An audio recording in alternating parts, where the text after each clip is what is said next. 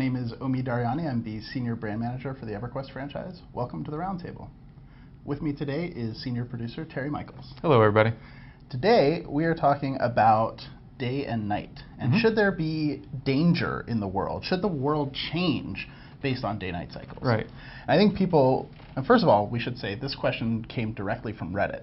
And we're really thankful for that. Like, it's really cool to see that discussion because we've been talking about it too. And people significantly, we have a majority, I can say that for once. It's not a plurality, it's a majority, would like the world to be dangerous at night, significantly more dangerous. Right. Well, I mean, who wouldn't, right? I mean, we think of the real world, you know, how we go about life, or we did when we were, you know, cavemen or whatever the case would be. Nighttime was more dangerous. It's something that's ingrained in us. We consider night to be dangerous. We think about all the noises we hear. It makes us jump and all those kinds of things. So why wouldn't we want that in a game too? Yeah, I mean, one of the things that I always think about, right, is night isn't actually more dangerous than day. It's that you have less information, right? Right. It's harder to see what's going on. You don't know where things are, and that's what actually makes it more complicated. Exactly, and I mean, EQ was a great example of that.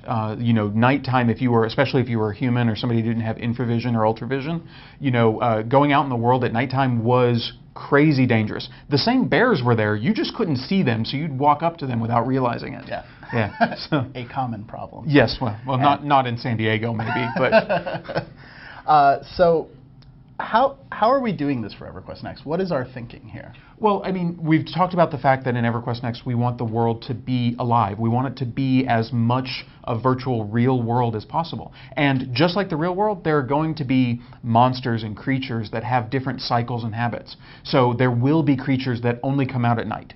You know, there will be people who only go about their nefarious business at night. So by definition, there will be different dangers and things, but we're probably not going to go down the path of EQ with that pitch dark, can't see anything, because we want people to be able to still function and play the game. And so because of the AI system in Next, we should see characters actually react differently day and night, right? Oh yeah, it's absolutely one of the things that we can take into account with the world is far more rich place for the AI to take notice of and pay attention to the details of, and day-night is just one of those components, but it's definitely one of the components we want to use. Yeah, more people in Denny's, right? Yep. Well, if we have a Denny's in Next. Yeah, so I mean, I think that really gets to the core of this, right? Are we looking at making the world more dangerous, like adding, you know, additional monsters at night, or is it more that everything just changes its behavior the way? It will be different at night, without a doubt. Some areas will be more dangerous at night than others. Some may be safer because maybe the dangerous things in that area only come out during the daytime. So it's going to go both ways, and it'll depend on what part of the world you're in. Excellent. Yeah.